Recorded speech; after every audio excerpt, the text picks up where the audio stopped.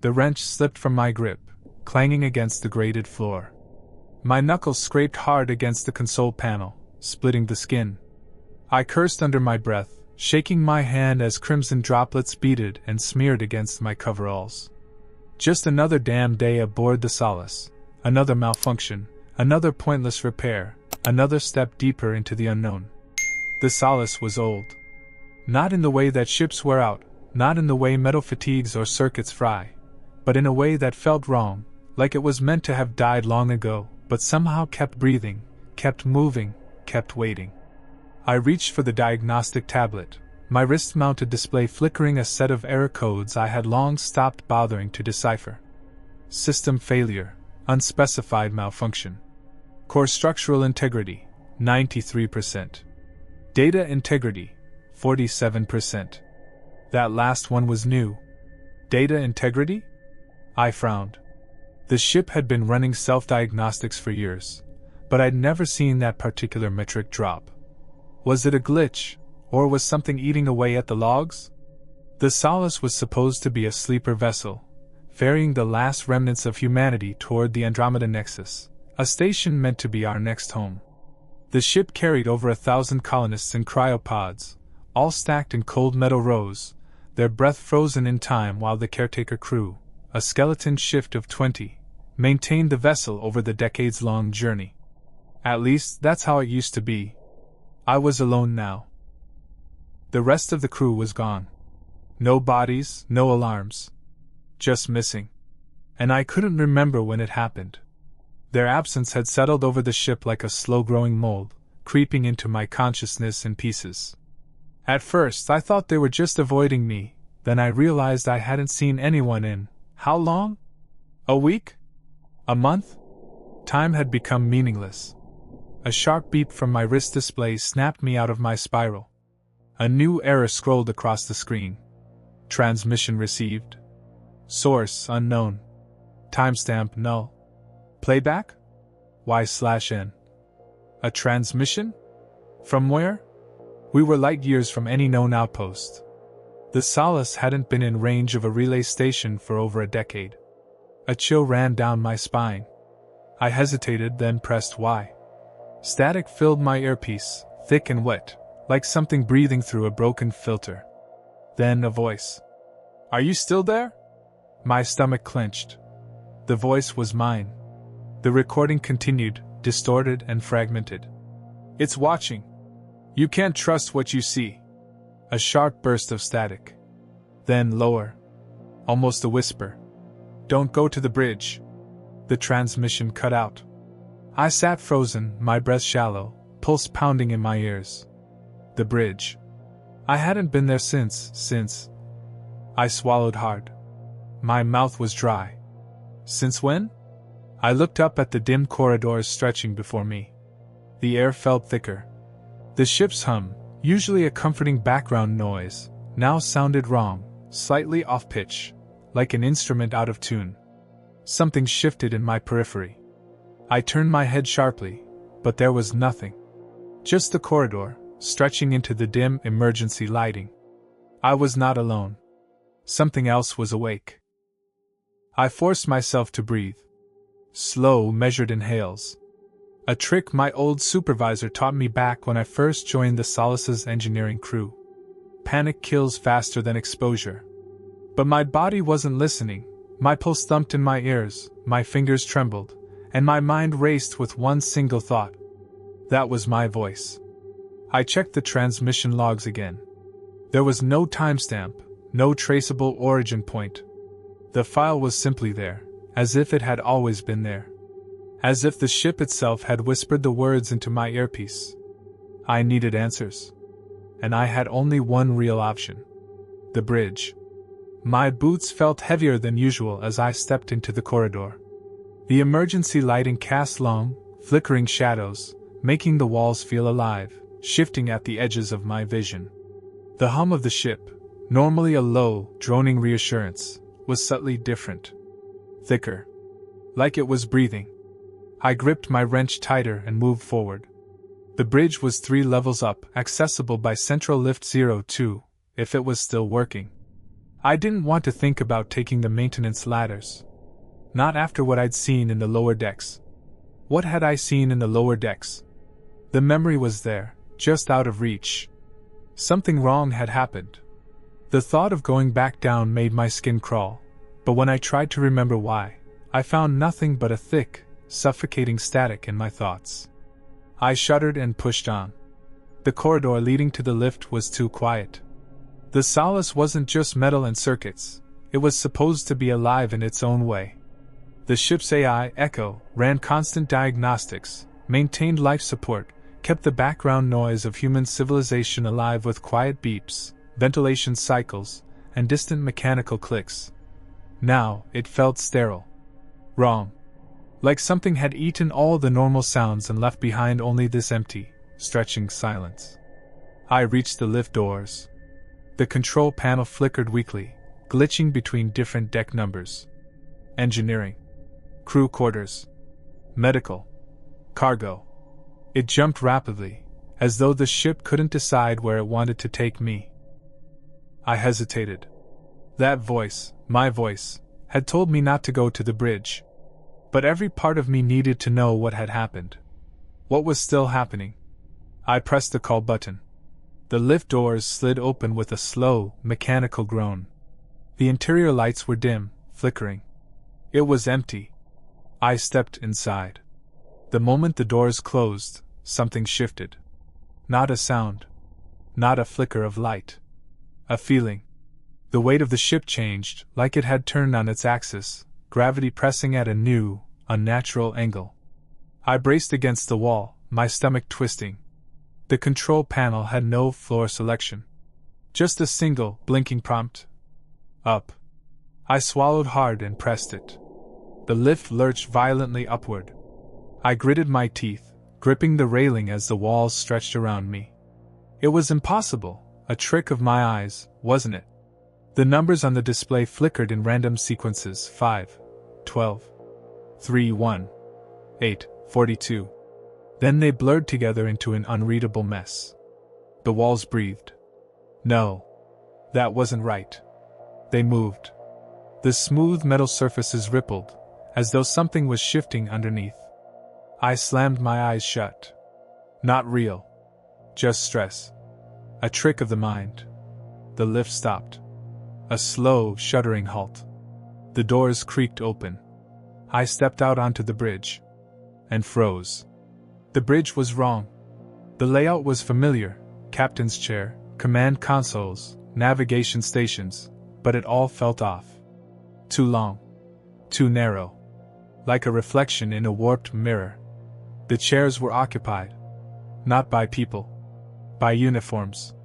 Each chair held an empty uniform, slumped over the controls as if the crew had simply melted away. The fabric sagged, hollow, yet not entirely empty. I stepped closer. The command chair, where Captain Rouse should have been, was occupied by her uniform. But the folds of fabric twitched. My stomach twisted. I reached out, just inches from the navy blue sleeve. And the uniform breathed. I stumbled backward, heart hammering. The other uniforms shifted, faint movements beneath the fabric. As if something unseen was still inside them. A sudden burst of static erupted from the main console. The captain's chair snapped upright. A voice crackled through the speakers. Distorted. Warped. My voice.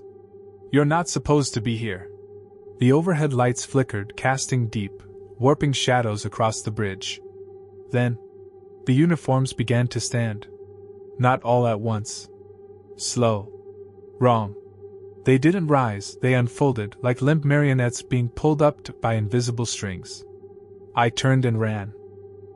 I barely made it back to the lift. My boots slammed against the metal flooring, the bridge warping around me as I sprinted. Shadows twisted, stretching into jagged, unnatural angles. I threw myself inside the lift and slammed the close button. The doors groaned, sliding shut just as something pressed against the glass. A shape. A hollow, folded thing, moving like crumpled paper refolding itself into a body. The doors sealed. The lift plunged downward. I collapsed against the wall, my breath ragged. The control panel flickered, the deck numbers glitching. Then, another message appeared on my wrist display. Transmission received. Source unknown. Timestamp null. Playback? Y/N. I hesitated. The last time I had played one, it had been my own voice warning me. Against my better judgment, I pressed Y. Static. Then, a voice. Not mine this time. Something else. Something distorted. It's still inside you. A sharp burst of static. Then silence. I stared at the screen, my breath frozen in my throat. Inside me? I looked down at my hands. They were trembling. My skin was slick with sweat. My pulse pounded in my ears. And then, for a fraction of a second, I saw something move beneath my skin. A ripple. Like something breathing inside me. I slammed my back against the lift wall, my breath coming in short, ragged gasps. No. No, no, no. I forced myself to stay still. To focus. The lift slowed. It wasn't taking me back to engineering. I glanced at the control panel. The destination had changed. One word blinked on the screen. Medical. The doors slid open. Dim white lights flickered beyond the threshold. Rows of beds. Machines humming. And something else. A figure stood in the center of the room. Motionless. Waiting. I stepped forward, my breath shaky. The figure turned. And it was me. I couldn't move. The figure standing in the middle of medical, me, tilted its head slightly, studying me with my own eyes. The resemblance was perfect. Same uniform, same short-cropped hair, same cut on the knuckle where I had scraped it against the console earlier. It wasn't just an imitation. It was me. But there was something off. Its breath didn't quite match mine. It exhaled when I inhaled, a mirrored rhythm that felt wrong. Like it was learning. Like it was practicing. It took a step forward. I stumbled back into the lift, my fingers slamming against the close button. The doors didn't move. The other me took another step. I need to check something, it said in my voice. Flat. Unemotional. Then it lifted its arm, rolling up its sleeve. I followed the motion, my own shaking hands pulling back my sleeve without thinking. And there, just beneath my skin, a ripple. Something shifted inside my arm. A long, undulating bulge pressed against the inside of my veins, moving, no, crawling, just beneath the surface. My stomach lurched. I clutched my forearm, my mind screaming, "Get it out, get it out, get it out." I looked back at it. It was still watching me. Then it spoke again. "You feel it now, don't you?" I don't remember running. Only the blind panic, the sensation of my body moving before my mind caught up, bolting through the sterile white corridors of medical, crashing through empty gurneys and flickering monitors. The walls felt too close, like they were breathing around me. My arms itched. No, burned. I ran until I found a supply room, slamming the door shut behind me, chest heaving.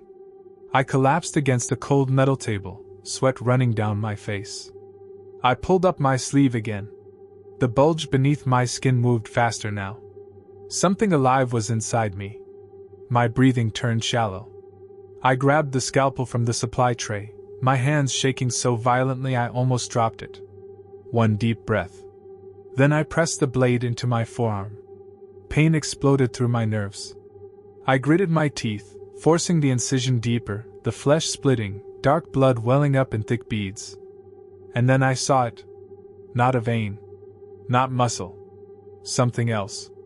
Thin, black, thread-like strands coiled just beneath my skin, pulsing as if they were aware of me. My vision blurred. I reached in with trembling fingers, pulling at the threads, and they resisted. They clenched around my tendons, tightening. A voice, my voice, whispered in my head. "You don't want to do that." I gasped, my body convulsing as a wave of wrongness washed over me. My grip on the scalpel loosened. The threads beneath my skin pulsed again. And then, they moved on their own. I felt them climbing up my arm, toward my chest. I don't know how long I sat there, gasping, staring at the open wound in my arm as the threads burrowed deeper. Minutes? Hours? My mind was unraveling. Then, the speakers crackled. A voice. But not mine. Not anymore. Desmond. My name. The ship's AI echo. I swallowed hard. H here. A pause. Then, you are compromised. I let out a breath that almost turned into a sob. I know. Do you trust me? That gave me pause. Trust? Could I trust anything anymore? I closed my eyes. A deep, gnawing dread filled my chest, but what other choice did I have? Yes. Another pause. Then, listen carefully. There is still a way. The escape shuttle was 5 decks below. Echo guided me through the corridors, my limbs heavy, my pulse erratic. The black threads beneath my skin had settled, waiting. I could feel them listening. Watching. Echo's voice remained calm, steady. You must leave. The infection has reached terminal stage. I swallowed. Infection? They are not part of you. They were never meant to be. I reached the launch bay. The shuttle's hatch was already open, its interior dark, waiting. My fingers hovered over the panel. A sick feeling churned in my gut. I turned my arm over. The black threads were gone. Had they retreated? Or had they gone deeper? I looked back at the ship's corridors. The dim emergency lighting. The quiet hum. For a moment, it almost looked normal. Like none of this had ever happened. Like I had dreamed the whole thing. Then the bridge doors slid open. And they stepped out. The crew. Or what was left of them. Their uniforms sagged, their limbs moving wrong, their hollow faces watching me. And among them, the other me. It smiled. A slow, knowing grin that shouldn't have been possible on that empty, folded face.